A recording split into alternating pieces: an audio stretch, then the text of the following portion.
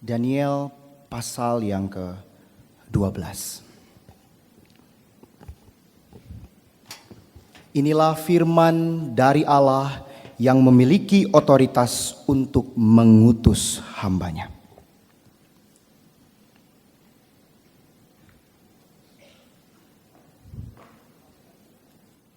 Pada waktu itu juga akan muncul Mikael, pemimpin besar itu, yang akan mendampingi anak-anak bangsamu. Dan akan ada suatu waktu kesesakan yang besar, seperti yang belum pernah terjadi sejak ada bangsa-bangsa sampai pada waktu itu. Tetapi pada waktu itu bangsamu akan terluput, yakni barang siapa yang didapati namanya tertulis dalam kitab itu. Dan banyak dari antara orang-orang yang telah tidur di dalam debu tanah akan bangun, sebagian untuk mendapat hidup yang kekal, sebagian untuk mengalami kehinaan dan kengerian yang kekal. Dan orang-orang bijaksana akan bercahaya seperti cahaya cakrawala, dan yang telah menuntun banyak orang kepada kebenaran seperti bintang-bintang, tetap untuk selama-lamanya. Tetapi engkau, Daniel, sembunyikanlah segala firman itu dan materaikanlah kitab itu sampai pada akhir zaman. Banyak orang akan menyelidikinya dan pengetahuan akan bertambah. Kemudian aku, Daniel, melihat, maka tampaklah berdiri dua orang lain. Seorang di tepi sungai sebelah sini dan yang lain di tepi sungai yang sebelah sana. Dan yang seorang bertanya kepada yang berpakaian kain lenan yang ada di sebelah atas air sungai itu, bilakah hal-hal yang ajaib ini akan berakhir? Lalu ku dengar orang yang berpakaian kain lenan yang ada di sebelah atas air sungai itu bersumpah demi Dia yang hidup kekal, sambil mengangkat tangan kanan dan tangan kirinya ke langit. Satu masa dan dua masa dan setengah masa, dan setelah berakhir kuasa perusak bangsa yang kudus itu, maka segala hal ini akan digenapi.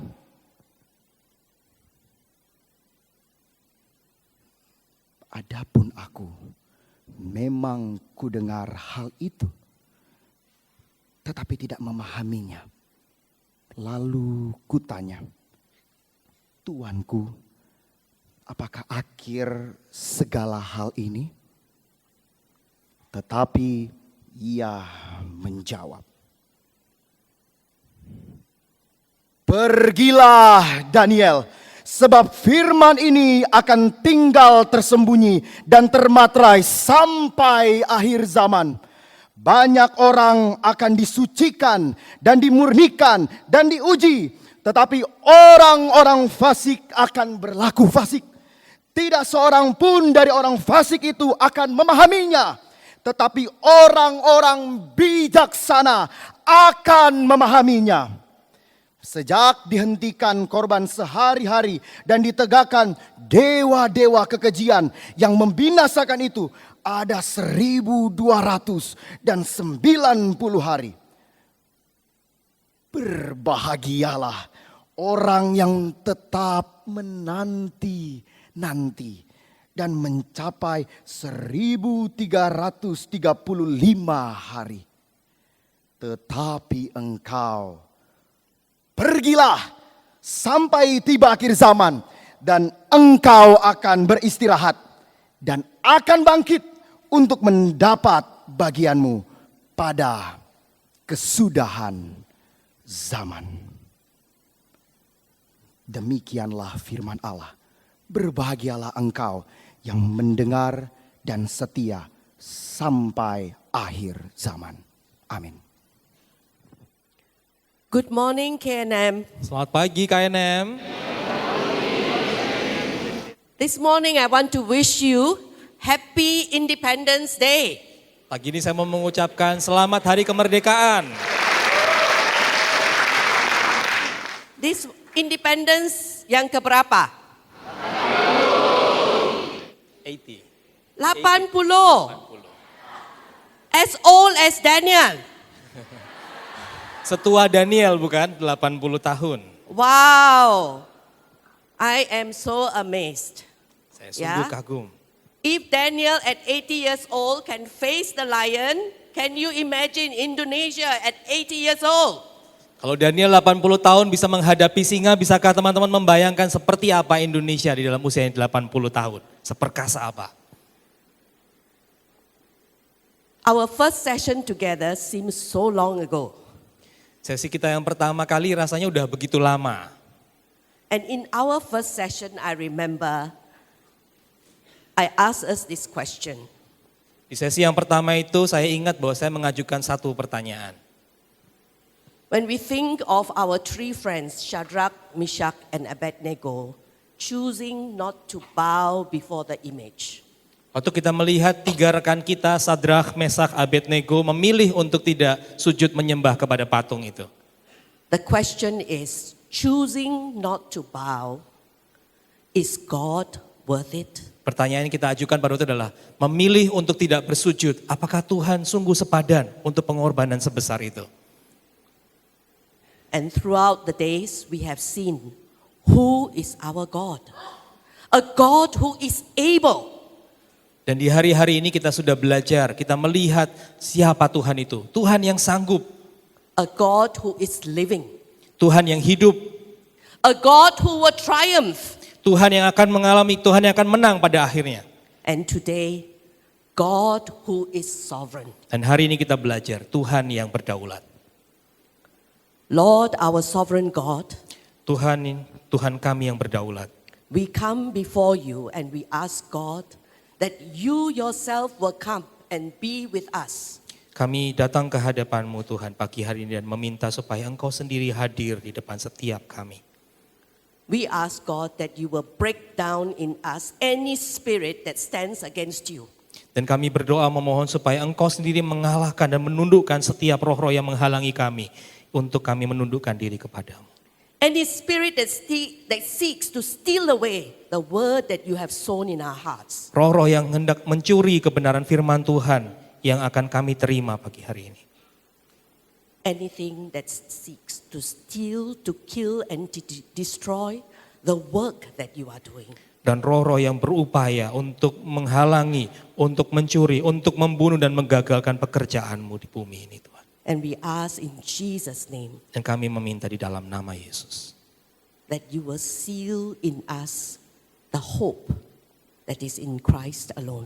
Dan Engkau memeteraikan di dalam kami pengharapan yang ada di dalam Kristus saja. In Jesus' name we pray. Dalam nama Yesus kami berdoa.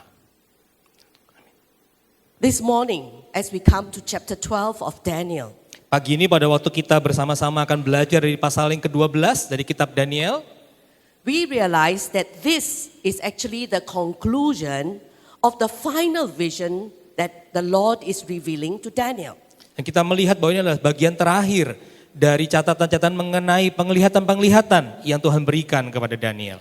And this final vision is revealed in chapters 10 to 12. Dan penglihatan-penglihatan yang akhir itu ditulis di dalam kisah, di dalam pasal yang ke-10 sampai dengan yang ke-12.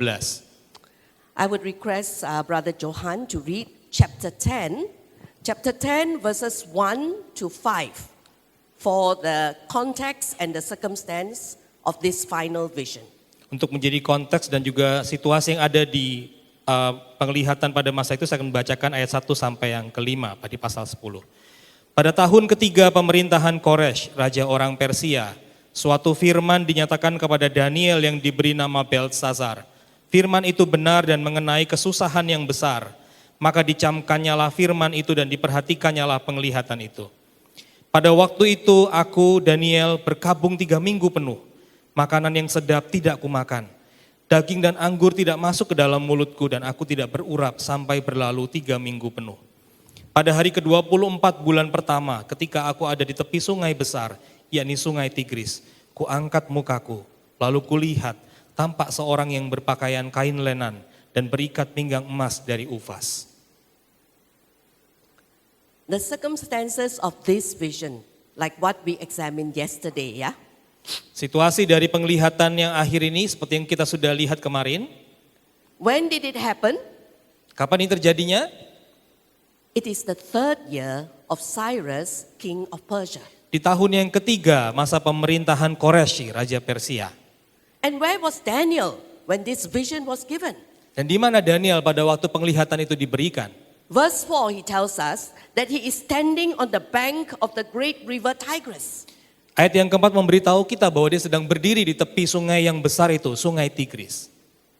In the vision we saw yesterday, Daniel was asleep on his bed, remember? Waktu kita belajar di penglihatan yang kemarin, Daniel sedang ada di tempat tidurnya, sedang tidur. In this vision in chapter 10, Daniel was awake. He was by the bank of the river and there were other people who were with him. Kali ini Daniel dalam keadaan sadar, dia berada di tepi sungai dan bahkan ada orang-orang lain yang beserta dengan dia. Now this one is again the same chart in your buku acara, Silakan lihat buku acara teman-teman, page ini 16. halaman 16 untuk melihat lini masa ini. And we are actually at the last vision, the one with the yellow star. Kita sampai kepada penglihatan yang terakhir yang ditandai dengan bintang warna kuning itu. And I'm not sure whether you realize it or not. Yesterday, when we looked at the first vision that was given to him, it was the first year of Belshazzar.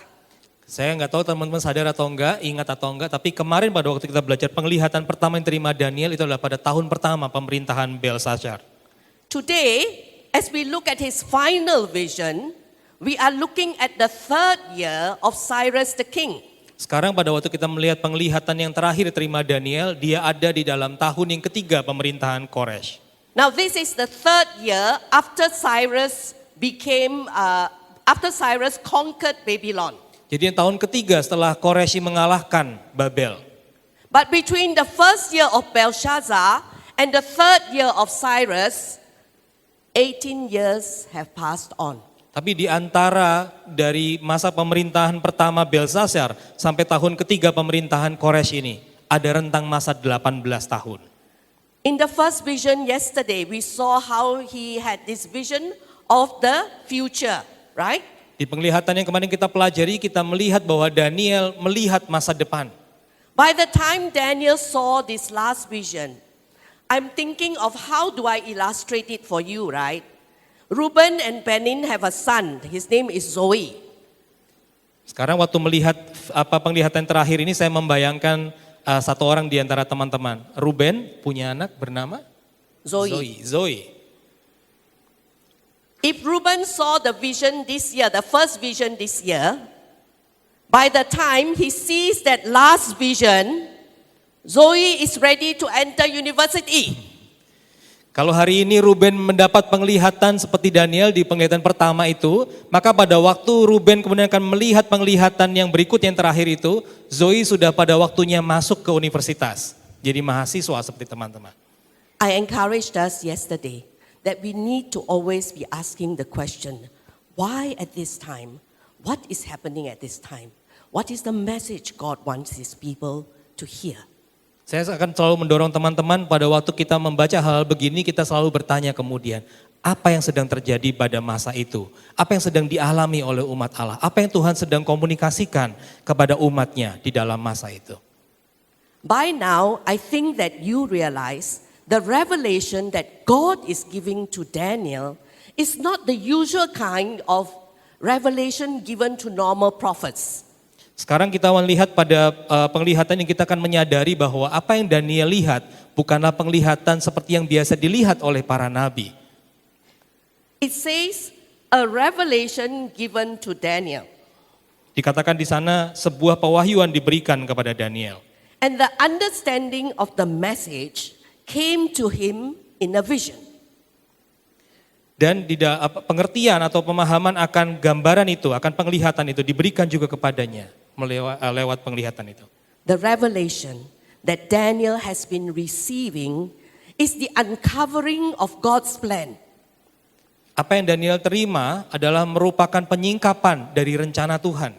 How God will accomplish his purpose at the end of time.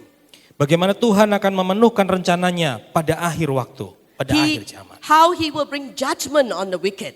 Bagaimana ia akan membawa penghukuman atau penghakiman kepada orang-orang yang degil jahat. And salvation for God's people. Dan keselamatan bagi orang-orang yang menjadi umat Tuhan. This kind of revelation is rare. Dan penglihatan seperti ini atau pewahyuan seperti ini cukup jarang. It is called apocalyptic revelation. Ini disebut sebagai pewahyuan apokaliptik.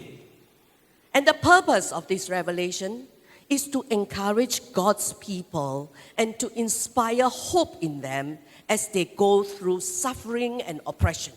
Dan tujuan dari pewahyuan yang seperti itu adalah untuk memberikan penghiburan bagi umat Allah dan menolong mereka untuk terus punya pengharapan ketika melewati masa-masa yang sukar.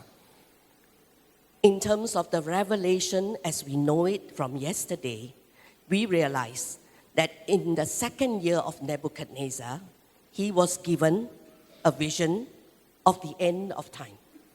Dari pembelajaran kemarin kita juga melihat pada masa tahun yang kedua dari pemerintahan Nebukadnezar, dia juga melihat atau mendapatkan pewahyuan soal akhir masa. 50 years later, Daniel is given this vision of the beast and God's purpose at the end of time. 15 tahun kemudian Daniel mendapatkan penglihatan mengenai binatang-binatang buas itu dan apa artinya soal berkaitan dengan akhir dari masa.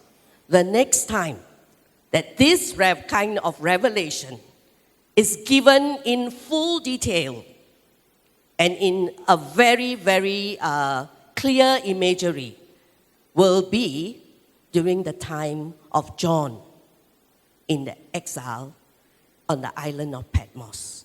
Dan kemudian penglihatan itu akan diwujudkan di dalam sebuah penglihatan yang sangat detail, sangat jelas yang diberikan kepada Yohanes, Rasul Yohanes pada waktu ia dibuang di Pulau Patmos. And you will find it in the book of Revelation. Dan kita akan menemukannya di kitab Wahyu. Now we come back to this final vision. Mari kita kembali kepada penglihatan yang terakhir ini. Just a very quick summary of the revelation so far, Daniel 10, 11, and 12. Kita akan melihat rangkuman dari penglihatan yang Daniel dari pasal 10 sampai 12 di kitab Daniel ini. In Daniel chapter 10, we are told that he has a vision of a man. Di Daniel pasal 10 kita melihat atau diberitahu oleh Alkitab bahwa Daniel mendapat penglihatan tentang seorang. And this is a man who is standing by the Tigris River and he's glowing. Dan dia seorang yang berdiri di tepi sungai Tigris itu dan dia berkilauan. This man had come to explain to Daniel what will happen to his people in the future. Dan seorang ini kemudian memberikan penjelasan kepada Daniel apa yang akan dialami oleh umat Allah. But do you know, my friends, the description of this man that Daniel saw? Dan tapi teman-teman, penjelasan mengenai orang ini yang Daniel lihat is echoed in the book of Revelation in the description of the glorified Christ. Itu digemakan kembali di dalam kitab Wahyu yang membicarakan Kristus yang dimuliakan itu. But for now, this revelation in chapter 10, it says the message is concerning a great war. Tapi saat ini di dalam pasal yang ke-10 dari Daniel ini kita melihat bahwa pewahyuan itu berbicara atau berkenaan soal peperangan yang besar. A great hardship that is going to happen. Kesulitan yang besar akan segera terjadi. It also speaks about a war in the spiritual realm. Ini juga berbicara soal pertempuran atau peperangan di dalam dunia rohani.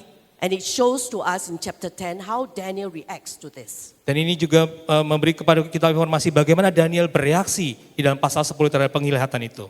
Then in Daniel chapter 11, Di Daniel pasal yang ke-11, the vision is that of the kings of the south and the kings of the north. penglihatannya berupa raja-raja dari selatan dan raja-raja dari utara. These are kings that are descended from the kingdom of Greece or the empire of Greece. Raja-raja ini diturunkan atau merupakan keturunan dari kerajaan Yunani. And the whole of chapter 11 is about the wars and the conflict and the treaties that the kings of the north and the kings of the south are making.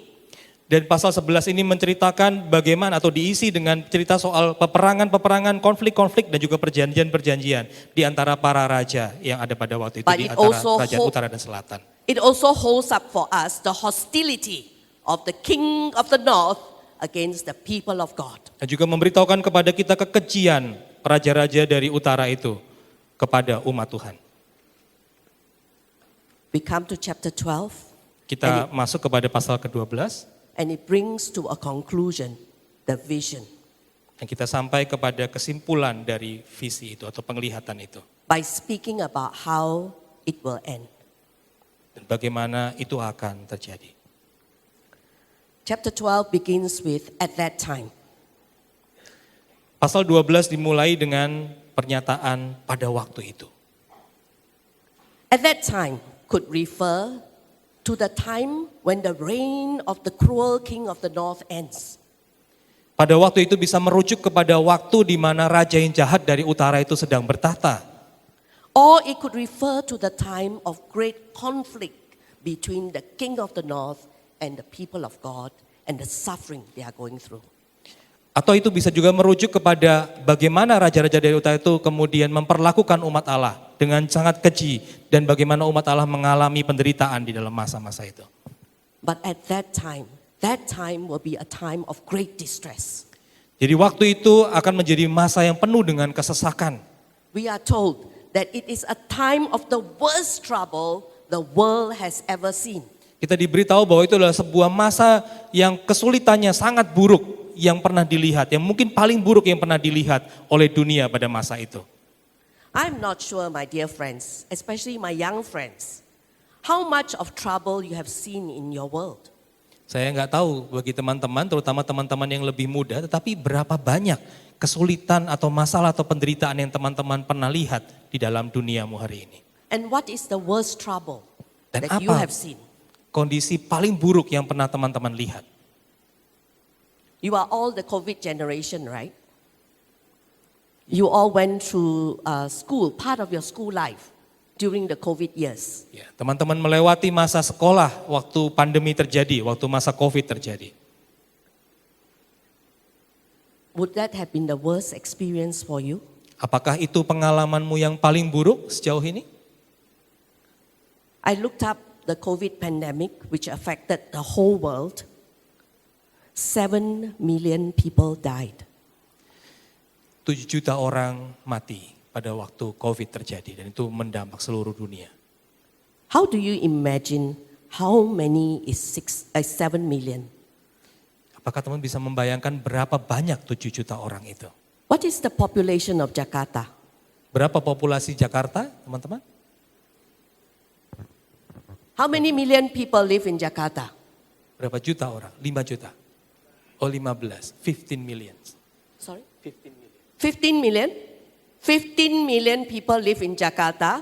So you imagine 7 million is about half of Jakarta died.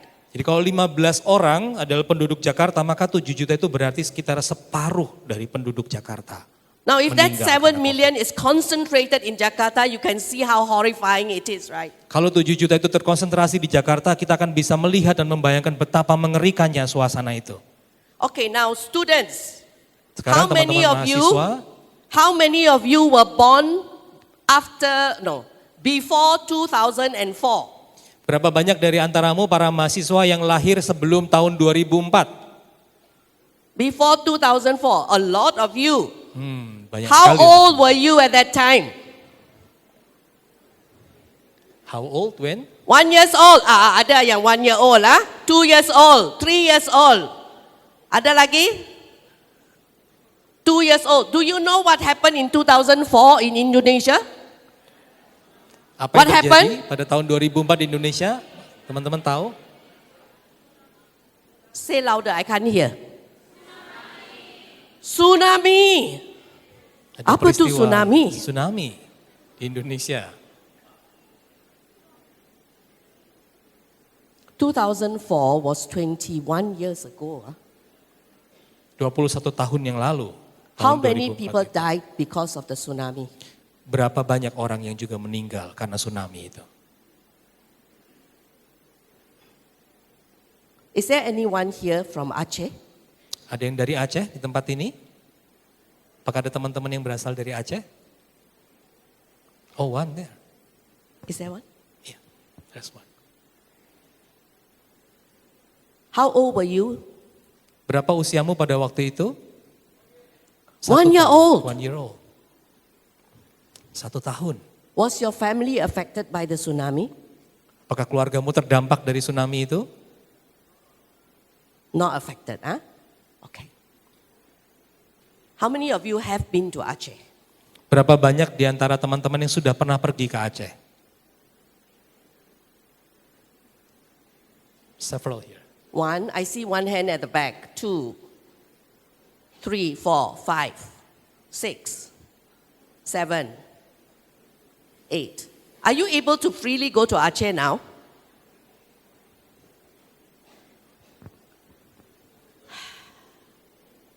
In my world, right? In my world, and now I can say at my age, Di dunia saya dan sekarang saya bisa berkata di usia saya sekarang, the Aceh earthquake and tsunami happened on the 26th of December 2004. ya, gempa bumi dan tsunami Aceh terjadi di tanggal 26 Desember tahun 2004. It was a Sunday morning, Itu adalah hari Minggu pagi. and I was preparing to go to church when I felt my 18th floor building shaking. Saya sedang bersiap pergi ke gereja pada waktu saya merasakan ruang di mana saya tinggal di lantai 18 itu berguncang. I've never experienced something like this before. Saya tidak pernah mengalami hal yang seperti itu sebelumnya. I knew something was happening. Saya tahu bahwa ada sesuatu yang sedang terjadi. After church, I went to my office and I saw in the news at the shop beside my office about the earthquake. Saya pulang dari gereja, saya ke kantor, kemudian saya melihat televisi, berita di televisi dari sebuah coffee shop di sebelah kantor itu memberitakan soal gempa bumi yang terjadi.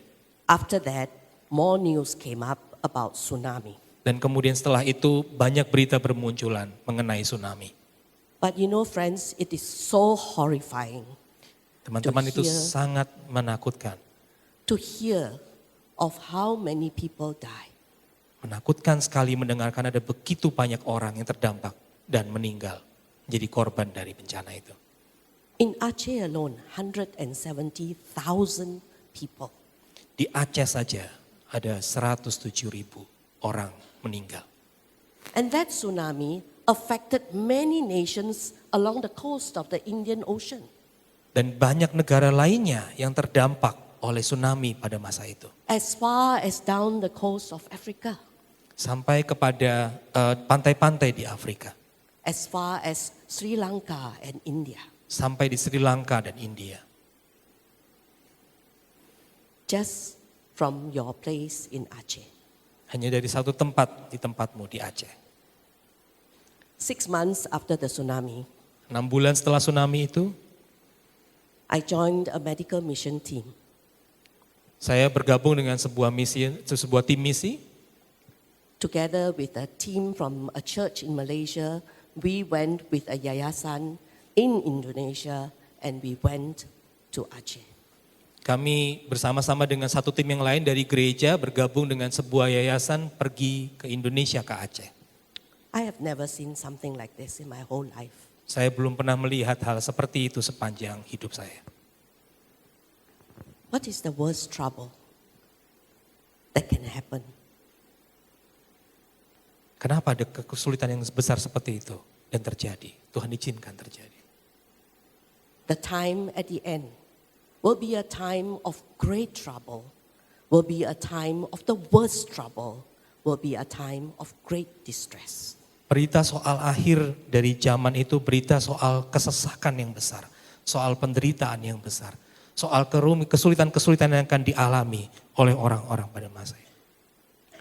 God's people will face great hostility. Dan bahkan umat Tuhan juga mengalami kekejaman yang luar biasa. God's people will face great suffering. Umat Tuhan akan mengalami penderitaan yang luar biasa. Death is a certainty for many. Dan kematian itu jadi seperti sebuah kepastian bagi banyak orang. But just in these 4 verses, in the midst of the great distress that will be taking place, God has already planted there seeds of hope. Tapi menariknya di dalam 4 ayat pertama yang kita baca itu, hanya di dalam 4 ayat itu. Bahkan ketika ayat itu berkata soal penderitaan yang besar, Tuhan sudah menaruhkan benih-benih atau harapan gitu ya, yang akan muncul kemudian menjadi lebih kuat lagi. At that time, Michael the great prince will protect your people and he will arise. Pada waktu itu Mikael, pemimpin besar itu akan datang dan akan mendampingi, akan melindungi atau menjaga umat Tuhan. From Daniel's vision, we are learning that Michael is the patron saint of Israel. Dari cerita Daniel ini kita melihat kemudian bahwa Mikael itu adalah seperti pelindung bagi teman-temannya, bagi teman-teman Daniel. And he will arise and he will protect God's people in the midst of their suffering. Dan dia akan bangkit atau datang dan melindungi atau menjaga umatnya, umat Tuhan dari penderitaan. My dear friends, God knows that suffering is going to happen. He's not going to leave his people alone in their suffering. Teman-teman Tuhan tahu bahwa penderitaan akan datang, tapi Tuhan tidak akan pernah meninggalkan umatnya sendirian mengalami penderitaan itu. He promises deliverance for everyone. Dia menjanjikan keselamatan dan pembebasan bagi setiap orang. Everyone whose names are written in the book. Setiap orang yang namanya tertulis di dalam kitab itu. We have seen from the stories of Daniel and his friends that God will protect. Kita melihat bagaimana kisah dari Daniel dan juga teman-temannya bahwa Tuhan akan melindungi mereka, melindungi umatnya. But God's protection does not necessarily mean he will take them out from that suffering. Tetapi perlindungan Tuhan tidak semata-mata berarti bahwa Tuhan akan menyingkir atau membebaskan mereka, membawa mereka keluar dari penderitaan. We can be sure he will be there with us. Tapi kita bisa yakin berkata bahwa Tuhan akan berserta dengan kita melewati penderitaan itu, di dalam penderitaan itu. Just as he was with them in the fire, he was with Daniel in the lion's den. Sama seperti dia bersama-sama dengan Sadrak, Mesak, Abednego di dalam perapian itu. Dan bersama-sama dengan Daniel di dalam goa singa. What will you choose, my friends? Do you want to be out of the fire but without God? Apa yang akan mau kamu pilih teman-teman? Kamu mau keluar dari api itu tapi tanpa Tuhan? Bebas dari api itu tapi tanpa Tuhan? Or would you rather have God even if you have to be in the fire? Atau bersama-sama dengan Tuhan walaupun kamu harus ada di dalam perapian itu? I am encouraged that we have a God who refuses to allow us to suffer alone. Kita sungguh-sungguh merasa terhibur karena kita tahu bahwa Tuhan kita tidak akan membiarkan kita menderita sendirian. He promises resurrection from the dead. Dia menjanjikan bahkan kebangkitan dari kematian. From the great suffering and the great conflict, multitudes will die. Dari konflik yang besar, dari peperangan yang besar, dari penderitaan yang sangat itu, ada begitu banyak yang akan mengalami kematian. And there will be a resurrection for all who have died, some to everlasting life, but some to everlasting contempt. Tetapi kemudian akan ada kebangkitan bagi orang-orang yang mati itu. Sebagian untuk mendapatkan hidup yang kekal, tapi sebagian untuk mengalami kehinaan dan kengerian yang kekal. So my friends, how are we going to live in such times of great distress? Jadi teman-teman, bagaimana kita akan hidup di tengah-tengah masa yang seperti itu? Masa yang penuh dengan kesulitan dan penderitaan. Turning our attention to verse 3 of chapter 12. Mari kita melihat bersama-sama kepada ayat yang ketiga dari pasal yang ke-11. It says that those who are wise will shine like the brightness of heaven. Dikatakan di sana bahwa orang-orang yang bijaksana akan bercahaya seperti cahaya cakrawala. Those who lead many to righteousness like the stars forever and ever. Dan yang telah menuntun banyak orang kepada kebenaran seperti bintang-bintang, tetap untuk selama-lamanya. Now do you know where your theme song is taken from? Sekarang teman-teman tahu dari mana lagu tema teman-teman itu mendapatkan inspirasinya. Dear friends, in days of great distress and hardship and suffering, we need wisdom. Teman-teman, di dalam hari-hari yang penuh dengan penderitaan, kesulitan dan kemalangan, kita membutuhkan kebijaksanaan. But who are these wise ones? Tapi siapakah orang-orang yang bijaksana itu? In times of suffering and in times of darkness, those who have wisdom are like signposts of hope. Di tengah-tengah masa yang penuh dengan kegelapan dan kesulitan itu, orang-orang yang bijaksana adalah seperti orang-orang yang memberikan tanda pengharapan. Next slide, Menunjukkan please. kepada pengharapan. They are the ones whom God have gifted with insight and with understanding. Mereka adalah orang-orang yang Tuhan karuniai dengan wawasan In dan fact, pemahaman. Daniel testifies that God is the one who gives wisdom to the wise and knowledge to the discerning in chapter 2. Dan bahkan Daniel sendiri bersaksi bahwa Tuhan sendirilah yang memberikan pemahaman dan wawasan itu. Seperti yang kita pelajari di dalam pasal yang kedua. Next slide. In times of darkness, Di dalam masa-masa yang kelam. when we are struggling and we are suffering, Pada waktu kita mengalami penderitaan. when we are lost, Waktu kita tersesat. words of wisdom and instructions from the wise Kata-kata penghibur, kata-kata dan instruksi dari orang-orang yang bijaksana. is what will help us to find meaning and hope. Akan memberikan kepada kita pertolongan, memberikan kepada kita makna, dan juga memberikan kepada kita pengharapan. Words of wisdom at the right time will give us courage. Kata-kata bijaksana yang diberikan pada waktu yang tepat akan memberikan kepada kita keberanian dan penghiburan. Help us find direction. Dan menolong kita menemukan arah. But we don't just want words alone. We want living models of peace and of hope. Tapi kita tidak menginginkan hanya kata-kata saja, kita menginginkan teladan yang hidup yang kita bisa ikuti. Friends, Teladan akan kedamaian dan juga pengharapan.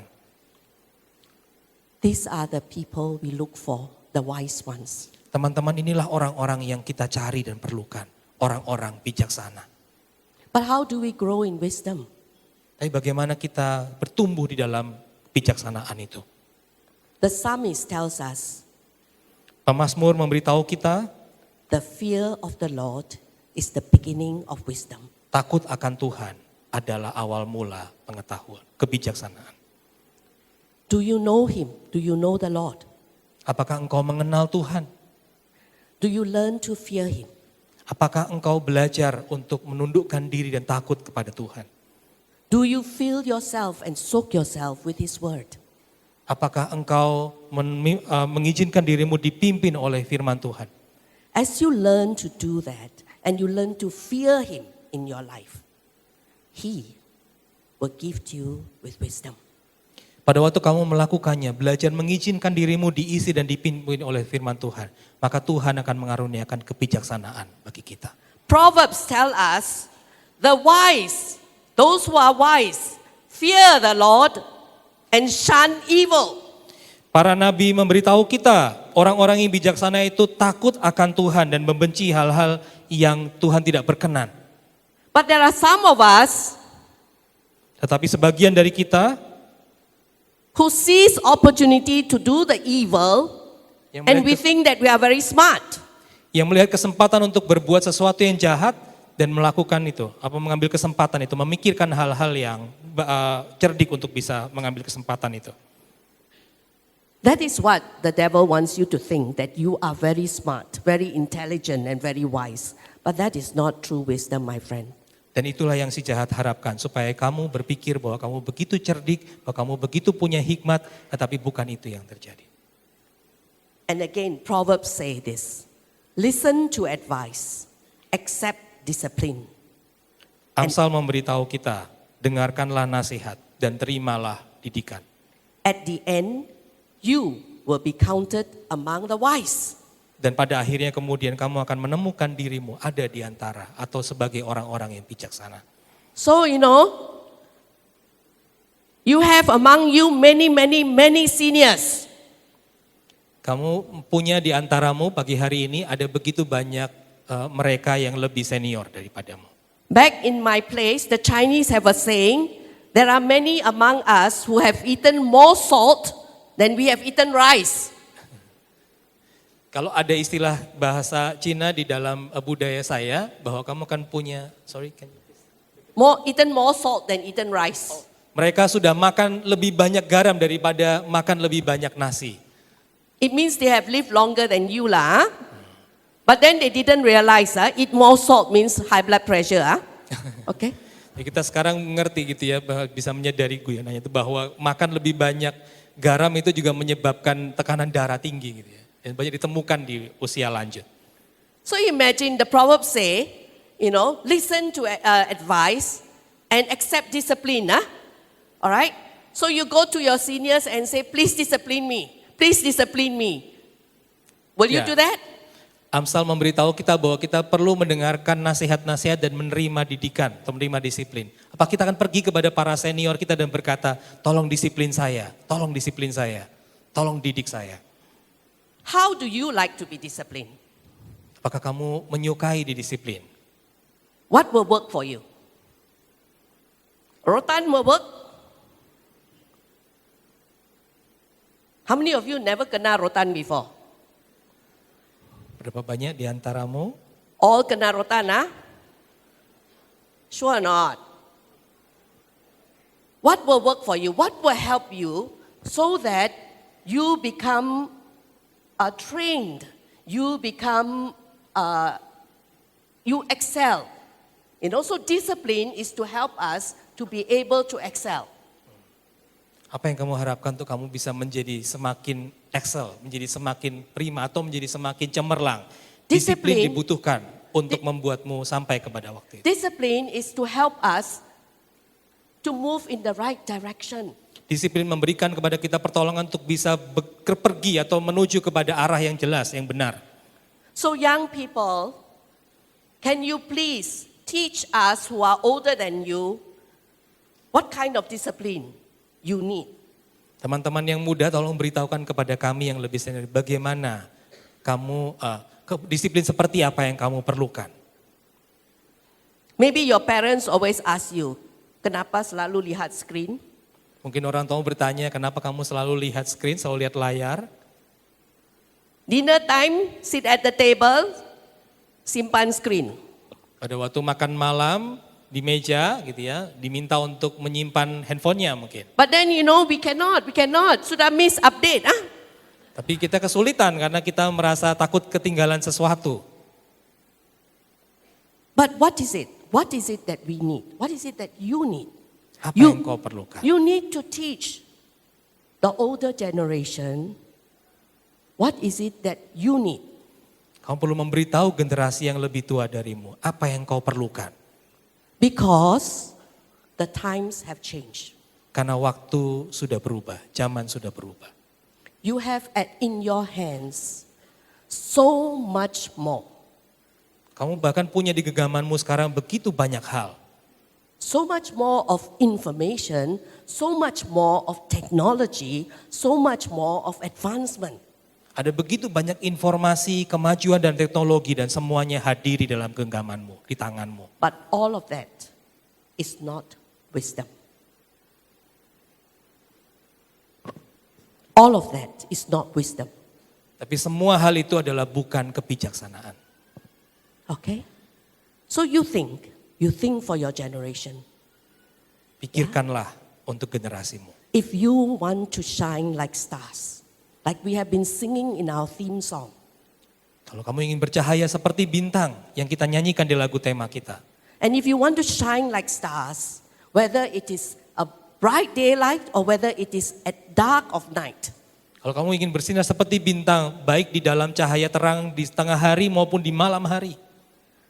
You need to grow in wisdom. Kamu perlu tumbuh di dalam kebijaksanaan. What will work for you? Apa yang akan mungkin menolongmu untuk tumbuh dalam kebijaksanaan itu?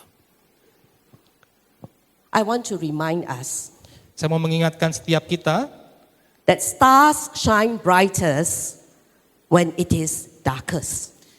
bahwa bintang itu bersinar paling cemerlang ketika ia ada dalam kegelapan yang paling gelap. In the daytime, like now in the morning, is the star shining? Di waktu pagi atau siang hari yang terang begini, apakah bintang kelihatan bersinar bagi kita? Adakah? How many of you say the star is shining? Berapa banyak yang bisa berkata bahwa bintang bersinar di tengah-tengah hari yang cerah seperti ini, yang terang seperti ini? Berapa orang? One brave guy there. Siapa lagi? Okay, second one. Okay, ada lagi. Okay, the rest of you, in the morning the star is not shining. Jadi yang lainnya berpendapat apa ini? Apakah di pagi hari bintang bercahaya? Betul gak? Hello. The star is up there in the sky, whether morning or night for you, the star is still there, it's still shining. Iya. Mau gelap, mau terang, mau pagi, mau malam, bintang terus bersinar, Only teman-teman. you cannot see, Hanya kita tidak bisa melihatnya. but you can see it when it is dark. Tapi kamu bisa melihatnya ketika hari gelap. So dear friends, we want to shine like stars. Ya We teman-teman, kalau have to be kita mau able to bersinar shine in the darkness. seperti bintang itu, kita perlu bersinar di dalam kegelapan. Wisdom. Kebijaksanaan, Many will be purified and cleansed and refined through the suffering that they will go through. ada banyak yang akan mengalami disucikan, dibersihkan, dan disempurnakan lewat penderitaan. But it is the wise, those who are wise, who will understand that even in the midst of that suffering, God is still in control. Tapi hanya orang-orang bijaksana yang bisa memahami bahwa di tengah-tengah penderitaan Tuhan terus memegang kendali. And that God is working out His purposes Dan bahkan even, Tuhan sedang terus mewujudkan tujuan-tujuannya. even through the suffering. Bahkan melewati atau lewat penderitaan itu. Finally, my friends, blessed is the one who waits and who reaches the end. Akhirnya teman-teman, berbahagialah orang yang tetap menanti-nanti hingga pada kesudahannya. It is the wise who realize that even if we wait and we wait and we wait and the end doesn't come, because the Lord promises it will come. Teman-teman, hanya orang-orang bijaksanalah yang bisa memahami bahwa sekalipun ia menunggu dan terus menunggu, tetapi belum terjadi. Dia percaya kepada janji Tuhan, bahwa Tuhan yang sudah berjanji akan menggenapkannya itu, akan menggenapkannya, akan menjadikannya. So we need to learn to persevere, Jadi kita perlu belajar untuk bertekun, to be patient, untuk bersabar, to wait, untuk menunggu, to endure. dan untuk bertahan melewati berbagai keadaan. Isaiah encourages us that those who wait on the Lord will renew their strength. Nabi Yesaya memberikan dukungan bagi kita atau penghiburan dan pesan bagi kita bahwa orang-orang yang menanti-nantikan Tuhan akan mendapatkan kekuatan yang baru. Because to wait is not easy.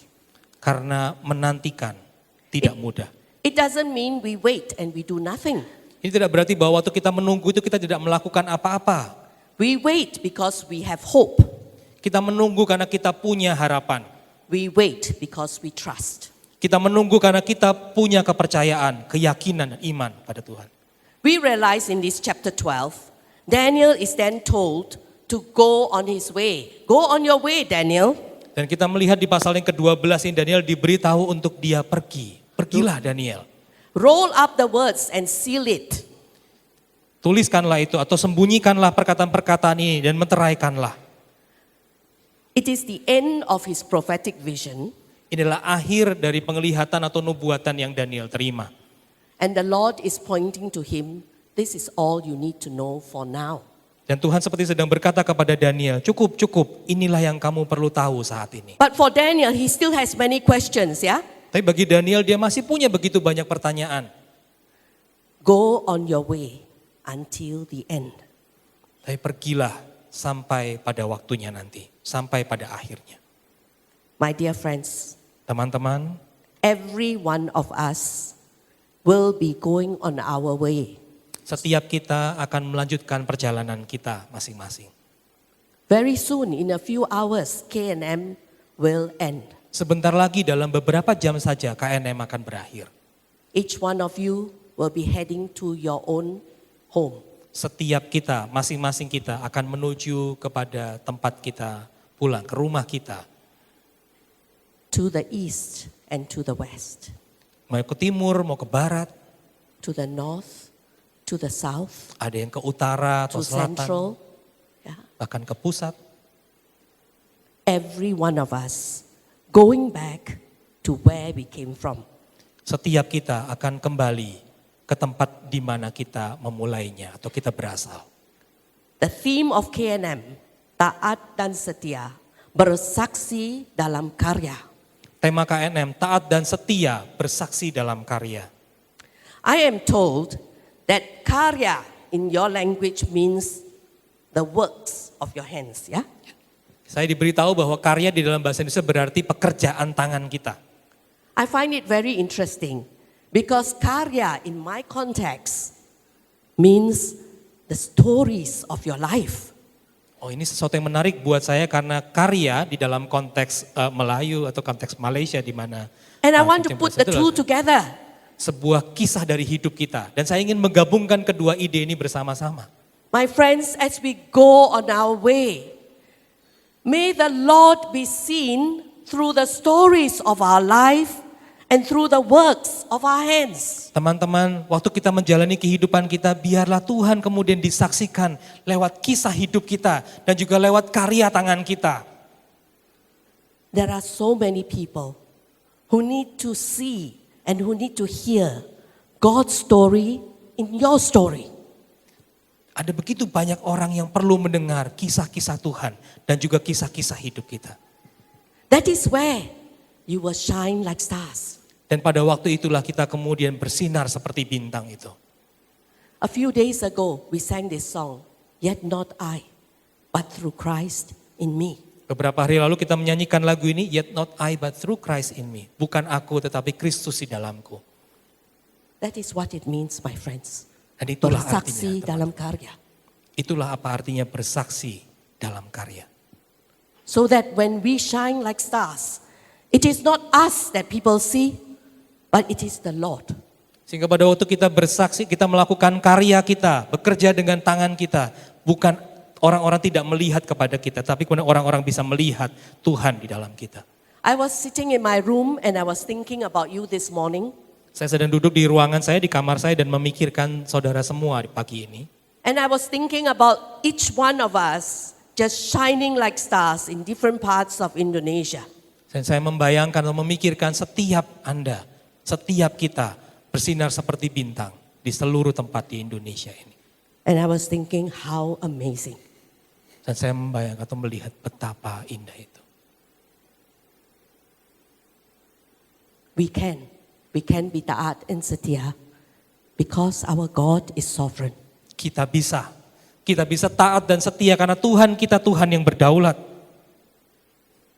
God promised in the vision to Daniel, go your way, Daniel.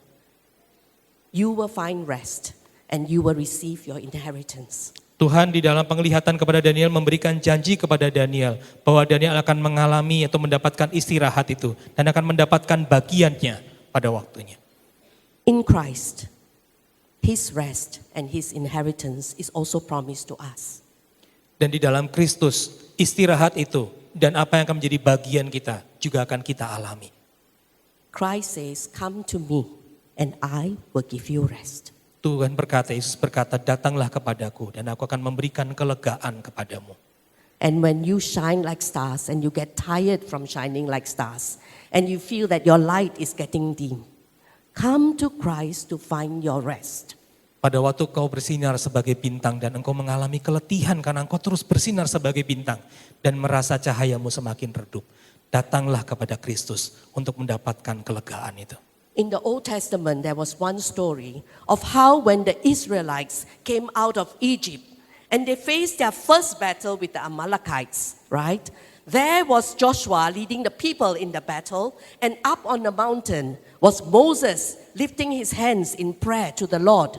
And then when Moses' hand got tired, beside him was Aaron and helping to lift up his hand. Di dalam perjanjian lama kita melihat sebuah kisah yang menarik sekali. Pada waktu bangsa Israel keluar dari Mesir dan pertempuran pertama mereka adalah bertemu dengan orang-orang Amalek. Pada waktu itu Yosua memimpin peperangan dan apa yang dilakukan oleh Musa? Berdiri di atas gunung dan mengangkat tangannya memberkati bangsa itu. Ketika ia merasa letih, ada Harun dan Ur yang menopang kedua tangannya itu. When you get tired, shining like stars.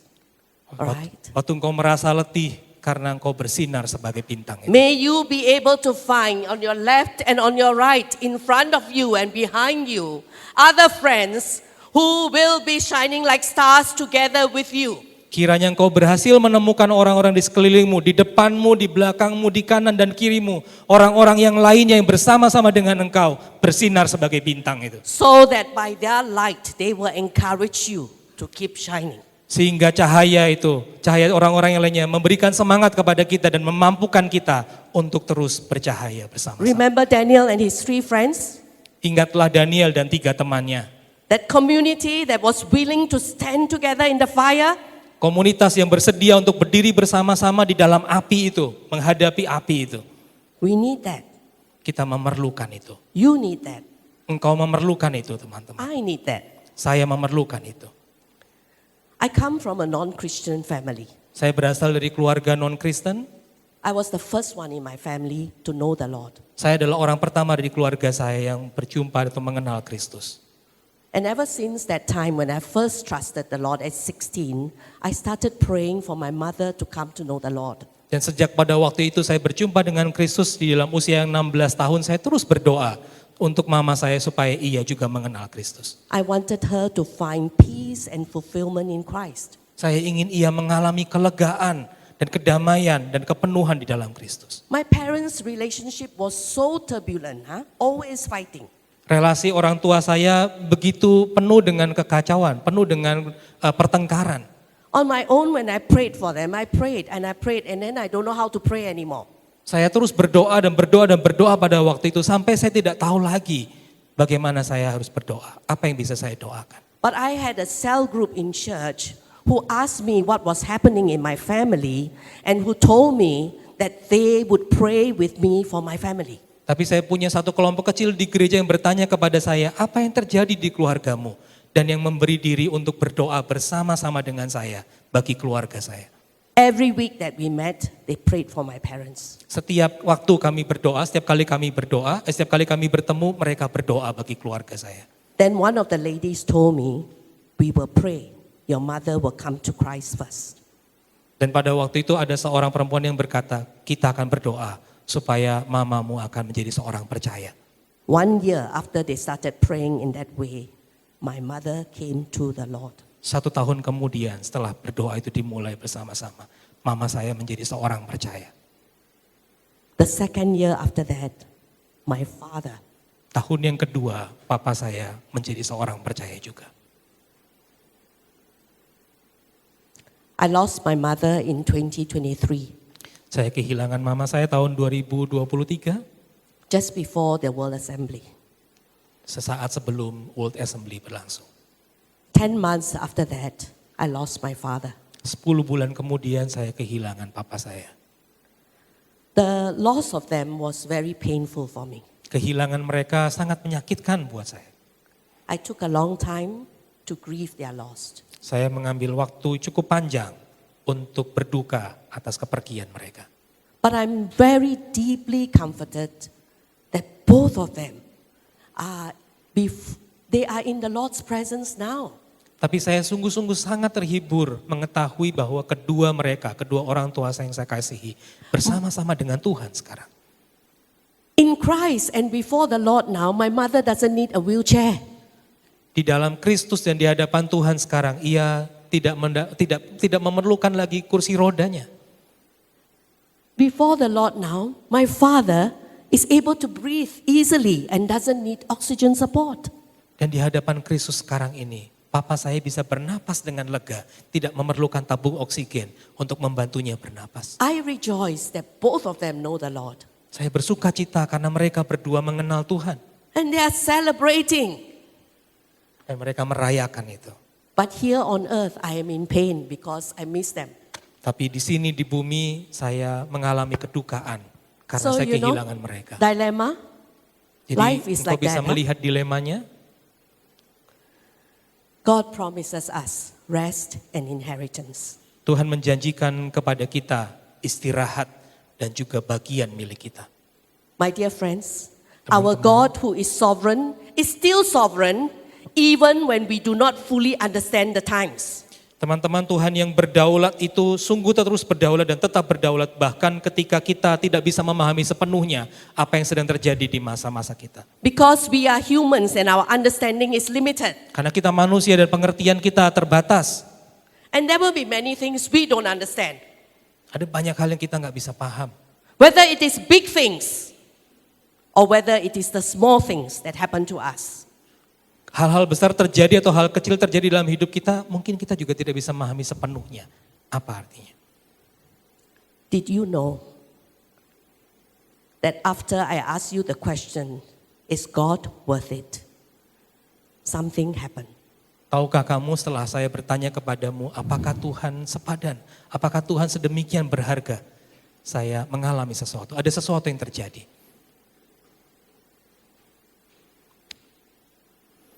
I heard and received news Saya mendengar dan menerima sebuah berita that the daughter of a good friend of mine was sexually molested by a teacher in her school. anak perempuan dari teman yang saya kasihi mengalami kekerasan seksual di sekolahnya.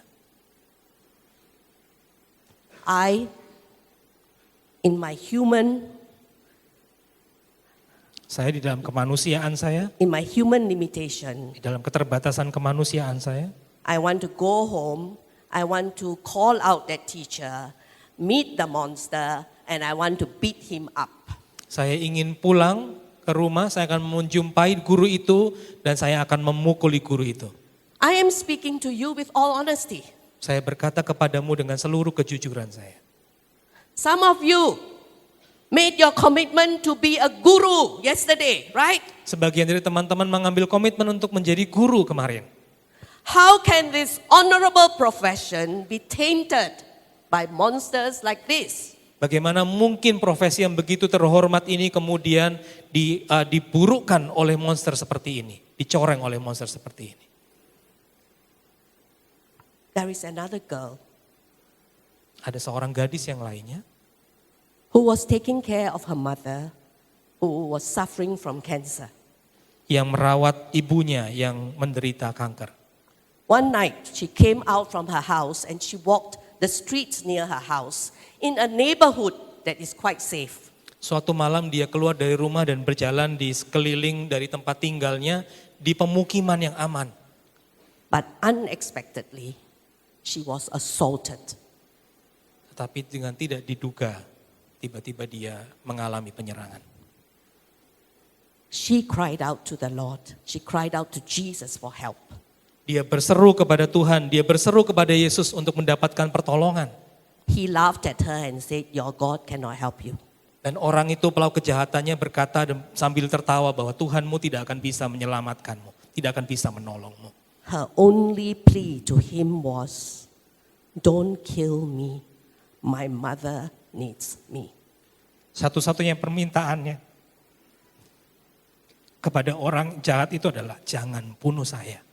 Mama saya memerlukan saya.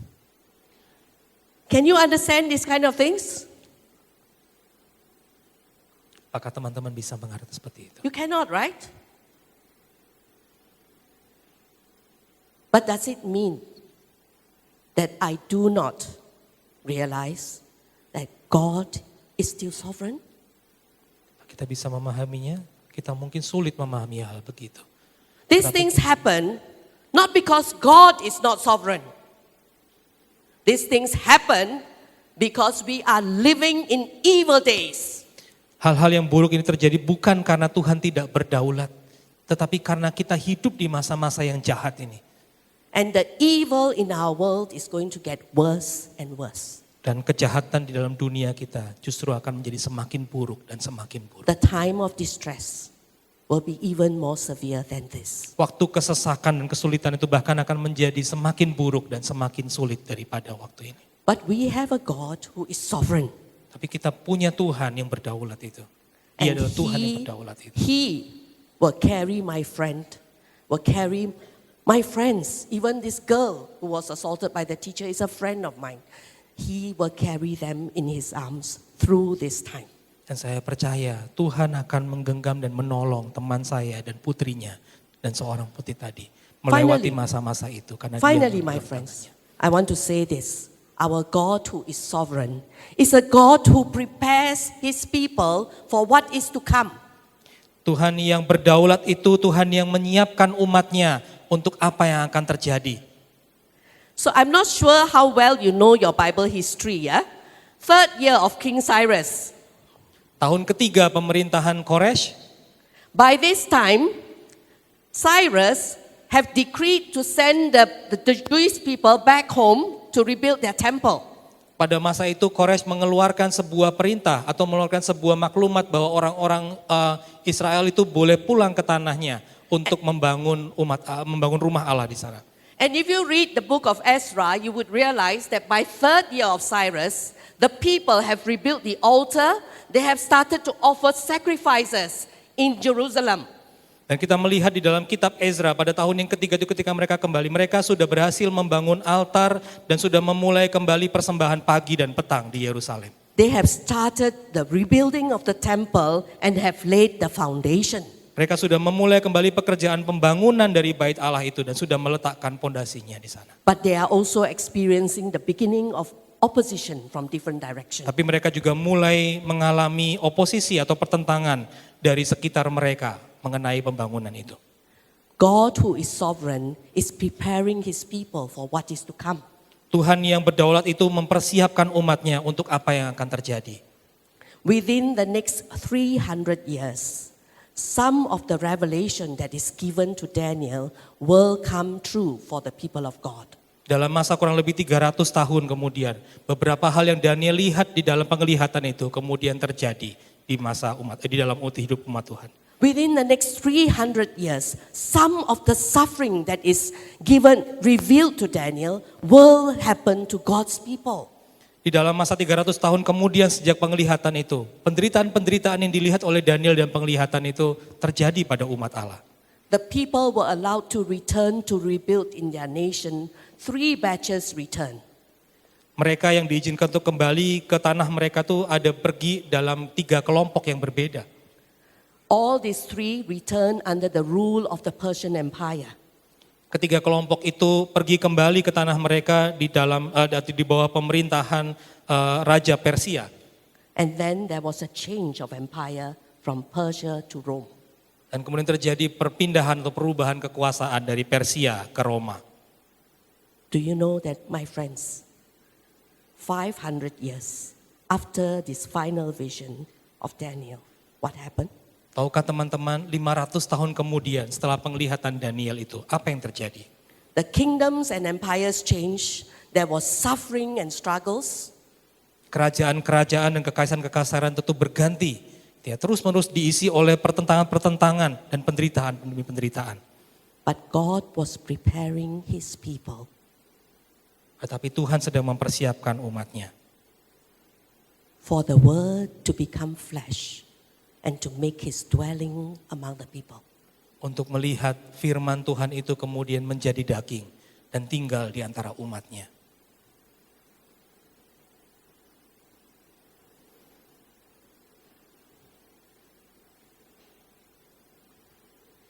What is God preparing for you? Apa yang Tuhan sedang siapkan di dalam diri kita masing-masing. What is he saying to us through what is happening now in Indonesia? Apa yang sedang ia katakan kepada kita lewat hal-hal yang sedang terjadi di negeri kita Indonesia ini. Through your turbulence, through your struggles, through your pain. Lewat setiap kesakitan, kesulitan, dan naik dan turun dan seluruh hal yang kita alami di negeri ini. What is God preparing the church in Indonesia for? Apa yang Tuhan sedang siapkan untuk gereja hadapi? My friends, Teman-teman,